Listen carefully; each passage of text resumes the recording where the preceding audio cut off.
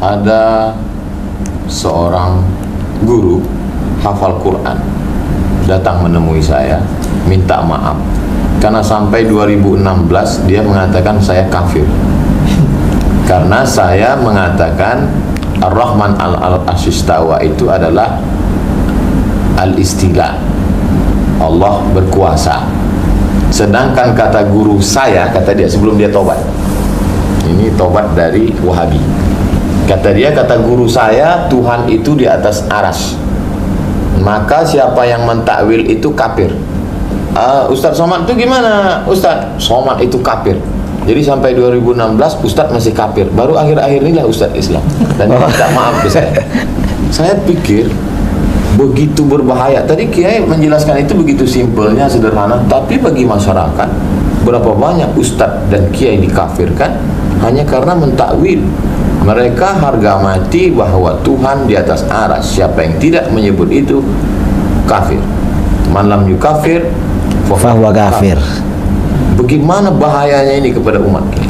Ya jelas bahaya, karena mengkafirkan orang lain, mengkafirkan orang muslim itu akan kembali kepada dirinya sendiri. Walaupun kita tidak mengkafirkan mereka yang mengkafirkan kita. Saya tadi berharap Kiai mengkafirkan, jadi saya dapat legitimasi begitu.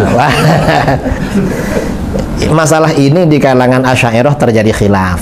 Sebagian ulama mutaqaddimin seperti Syekh Abi Ishaq Asy-Syirazi, pengarang kitab Al-Muhadzab, kata beliau, ahli bid'ah yang mengkafirkan kita berarti kafir. Kata beliau,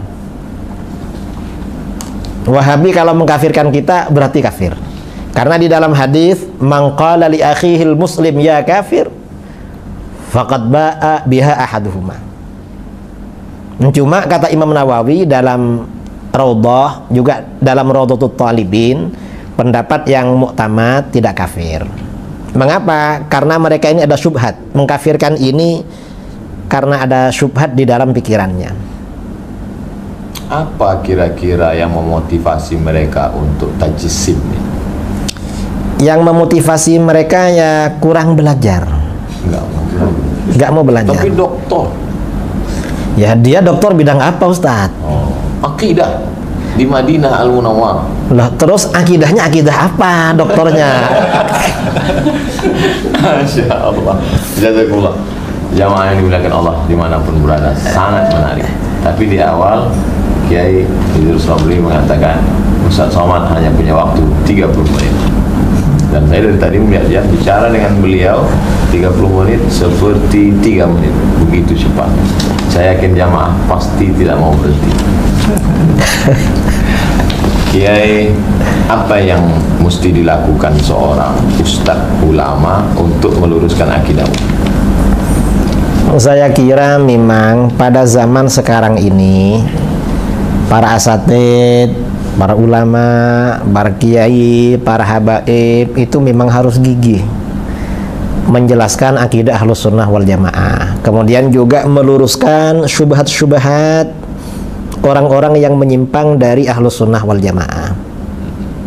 Termasuk tadi yang berkeyakinan Tuhan bersemayam di arasy, lalu pukul 3 pagi turun ke langit pertama. Nah, biasanya semua akidah yang menyimpang itu tidak rasional. Karena kalau salafi ini dikejar, Tuhan ini turun pukul 3 pagi. Itu pukul 3 pagi ikut waktu daerah mana?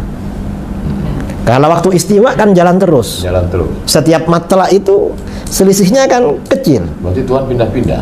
Ya. Kalau waktu Indonesia dibagi 3. Itu pukul 3 ikut daerah mana? Mereka mungkin jawabnya turun terus. Nah, kalau turun terus lalu naiknya kapan? Itu kan problem. Nanti mereka ditanya ngapain turun? Mungkin mereka bilang, loh Tuhan itu turun untuk mendengar doa kamu, makanya bangun sholat tahajud. Lalu kita tanya, apa kalau tidak turun nggak dengar? Mereka bingung lagi. Karena kalau jawab Tuhan nggak dengar, kufur mereka, kafir. Kalau jawab sebenarnya dengar walaupun nggak turun, bisa ditanya lagi, loh kalau dengar dari aras ngapain turun? Tapi biasanya kalau terdesak jawabannya bila takyif wala tamtsil. Oh, itu kan cara ngeles terakhir itu. Cara Kalau dialaskan Tuhan itu di atas dengan Isra Mi'raj gimana, Kiai? Itu buktinya Nabi Muhammad naik ke atas jemput sholat bolak-balik. Berarti Tuhan di atas. itu tempatnya Nabi ketika bermukalamah dengan Allah. Di dalam hadis-hadis tentang Isra Mi'raj tidak ada keterangan bahwa itu tempatnya Allah. Tapi tempat ketika Rasulullah mukalamah dan melihat Allah. Keterangannya seperti itu. Bukan tempat Allah. Tidak ada keterangan di dalam hadis itu tempatnya Allah, gak ada. Karena yang Isra Mi'raj, yang membaca hadis-hadis Mi'raj kan kita kan. Mereka ini gak mau sebenarnya peringatan Isra Mi'raj. Lalu dipakai dalil, ya salah dong. Berarti dengar ceramah kita waktu Isra Mi'raj. Lah ya itu. Bid'ah juga. Bid'ah juga itu. Dialaskan lagi doa, Kiai. Buktinya kalau doa itu nunjuk Allah di atas. Kalau Allah di bawah pasti doanya gini. Kata para ulama, atas itu qiblatud doa, sama dengan Ka'bah itu qiblatus sholah. Kalau tanah itu qiblatus sujud. Gak ada orang sujud itu ke atas, gak ada, ya pasti ke tanah. Makanya di dalam Al-Quran itu fasjud waqtarib, sujudlah dan mendekatlah. Kalau ini tidak ditakwil, ini bahaya, karena berarti Allah ada di bawahnya karpet ini.